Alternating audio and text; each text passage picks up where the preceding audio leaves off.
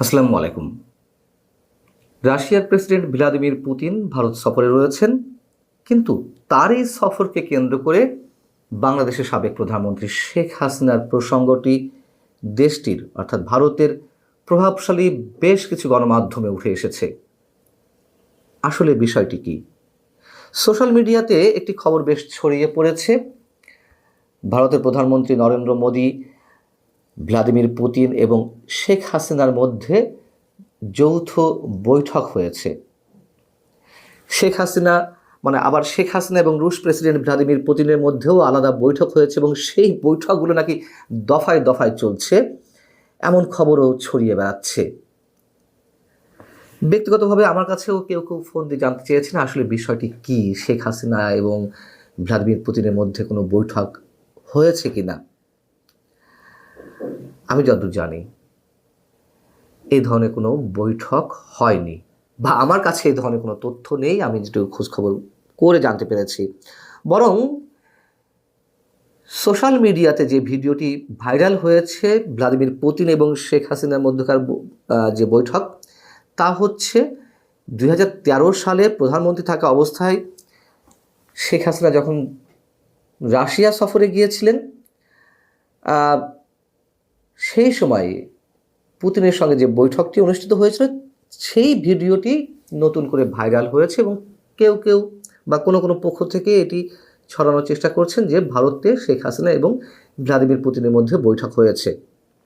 তাহলে প্রশ্ন হচ্ছে, ভারতের গণমাধ্যমে পুতিনের সফরকে কেন্দ্র করে কেন শেখ হাসিনার প্রসঙ্গটি আসছে, সেটি আবার অন্য বিষয়। এবং এই বিষয়টি উঠে এসেছে ভারতের বিরোধী দল কংগ্রেসের একটি বিতর্ককে কেন্দ্র করে। রাশিয়ার প্রেসিডেন্ট পুতিন যখন ভারত সফর করছেন, তখন বিরোধী দলীয় কোনো নেতার সঙ্গে পুতিনের সাক্ষাৎ করার বিষয়টি হতে দিচ্ছে না মোদী সরকার। সেই জায়গা থেকে কংগ্রেস নেতা রাহুল গান্ধীর অভিযোগ যে প্রধানমন্ত্রী নরেন্দ্র মোদী ও তার সরকার এতটাই নিরাপত্তাহীনতায় ভুগছে যে বিদেশি নেতাদের সঙ্গে বিরোধীদের সাক্ষাৎ পর্যন্ত করতে দিচ্ছে না।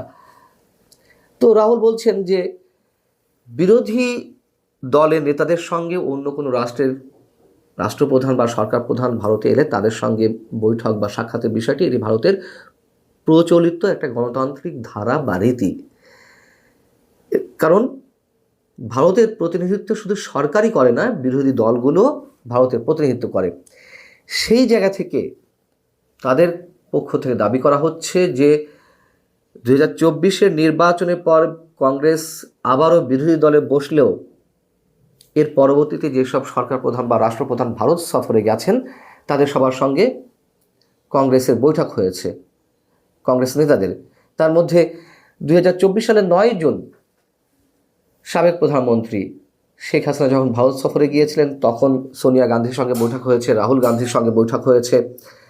এবং তারই ধারাবাহিকতায় মালয়েশিয়ার প্রধানমন্ত্রী আনোয়ার ইব্রাহিম, কিংবা নিউজিল্যান্ডের প্রধানমন্ত্রী ক্রিস্টোফার লাকসন, অথবা মরিশাসের প্রধানমন্ত্রী নবীন চন্দ্র রামগুলাম, তারাও যখন ভারতে গেছেন তখন কংগ্রেসের নেতাদের সঙ্গে বৈঠক হয়েছে। এই প্রসঙ্গে শেখ হাসিনার প্রসঙ্গটি এসেছে এবং শেখ হাসিনার সঙ্গে সোনিয়া গান্ধীর বৈঠক বা অন্যান্য নেতাদের সঙ্গে বৈঠক, এই ছবিগুলো প্রকাশিত হচ্ছে।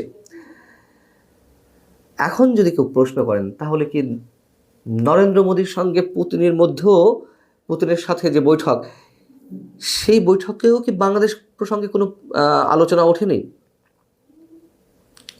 আমার যতটুকু ধারণা বাংলাদেশ প্রসঙ্গ এসেছে। তার কারণ এই অঞ্চলে ইন্দো প্যাসিফিক স্ট্র্যাটেজি বাস্তবায়নের জন্য যুক্তরাষ্ট্র কখনো কখনো ভারতকে লোকাল এজেন্ট মনে করছে, কখনো কখনো ভারতকে বাদ দিয়ে তারা তাদের স্ট্র্যাটেজি বাস্তবায়নের চেষ্টা করছে।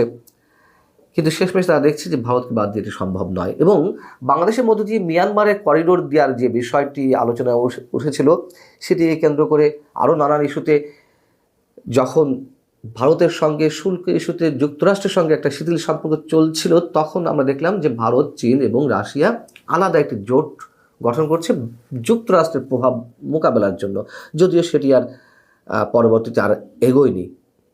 তো এই অঞ্চলে আঞ্চলিক নিরাপত্তা কিংবা ব্যবসা বাণিজ্য সংক্রান্ত নানান ইস্যুতে ভারত তো সবসময় ব্যালেন্স করে চলছে। যুক্তরাষ্ট্রের সঙ্গেও তাদের সম্পর্কটা রাখতে চাইছে, আবার রাশিয়ার সঙ্গে তাদের সম্পর্ক তো রয়েছেই। এদিকে আমাদের মুক্তিযুদ্ধে অকৃত্রিম বন্ধুত্বে যে পরিচয় দিয়েছে, সাহায্য করেছে ভারত এবং রাশিয়া, সেই মুক্তিযুদ্ধের নেতৃত্ব দানকারী দল হিসেবে আওয়ামী লীগের সঙ্গে তাদের ভালো সম্পর্ক রয়েছে। আওয়ামী লীগ এখন ইতিহাসের সবচেয়ে মহা সংকটে রয়েছে। শেখ হাসিনা ভারতে আশ্রয় নিয়ে আছেন। এই জায়গাগুলোতে নিশ্চয়ই ভ্লাদিমির পুতিনের সঙ্গে নরেন্দ্র মোদীর আলোচনা হয়েছে, এটি আমি মনে করি। এদিকে ভারতের সঙ্গে ডক্টর ইউনূস সরকার নতুন করে সম্পর্ক ঝালাই করতে চায়, উষ্ণতা দিকে নিতে চায়, এমন কথা বলেছেন ভারতে নিযুক্ত বাংলাদেশের high commissioner M Riaz Hamidullah. তিনি গত বুধবার বা বৃহস্পতিবার ভারতে একটি অনুষ্ঠানে তিনি বলছেন যে বাংলাদেশ ভারতের সম্পর্কে নতুন পটভূমি খোঁজার চেষ্টা করছে ঢাকায়। এটা কিভাবে সম্ভব, যখন শুরু থেকে ডক্টর ইউনূস সরকারের সময় নানান জায়গা থেকে ভারতের বিরুদ্ধে বিষোদ্গার একের পর এক করা হচ্ছে, আক্রমণাত্মক বক্তব্য দেওয়া হচ্ছে। ডক্টর ইউনূসের বিরুদ্ধেও ভারত আনুষ্ঠানিকভাবে অভিযোগ করেছে, এবং যখন কিনা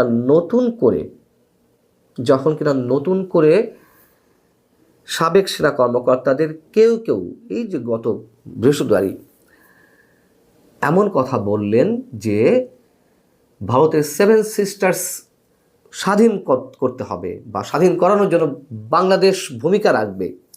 এ ধরনের উস্কানিমূলক বক্তব্য যখন দেয়া হচ্ছে, ভারত আক্রমণের হুঁশিয়ারি দেওয়া হচ্ছে, তখন এই উষ্ণতার সম্পর্ক ভারত এবং বাংলাদেশের মধ্যে কীভাবে গড়ে তোলা সম্ভব? মানে ডক্টর ইউনূস সরকার যতদিন আছে,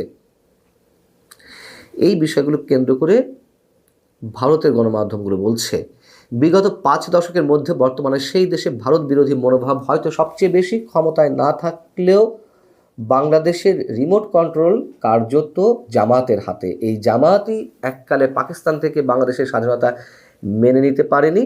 আর এই জটিল পরিস্থিতির মধ্যেই ভারতে নিযুক্ত বাংলাদেশের হাই কমিশনার যে বক্তব্য দিয়েছেন সেটি আলোচনার দাবি রাখে। আমরা আলোচনাটা কোন পর্যায়ে যেতে পারে? আমরা তো এও শুনছি যে ভারত হয়তো শেষমেশ চাইবে ডক্টর ইউনূস সরকারই রান করুক। ফেব্রুয়ারিতে নির্বাচন হচ্ছে না, এটা আবার আমি পুনর্ব্যক্ত করছি। যাই হোক, তাহলে সেই সরকারের অধীনে নির্বাচনটি কেমন হবে? তারা চাইছে ইনক্লুসিভ নির্বাচন। ভারত সম্পর্ক হয়তো ঠিক করবে, উষ্ণতার দিকে নেবে ডক্টর ইউনূস সরকারের সঙ্গে, কিন্তু ভারত যে ডিজাইনে চাচ্ছে, বাংলাদেশের গণতন্ত্রের স্বার্থে হোক বা তাদের স্বার্থে হোক, যেভাবে হোক একটা ইনক্লুসিভ নির্বাচন করতে আওয়ামী লীগকে রেখেই, যদি সেদিকে কখনো মোড় নেয় সম্পর্কে, তাতেও অবাক হওয়ার কিছু থাকবে না। ভালো থাকুন সবাই। আল্লাহ হাফিজ।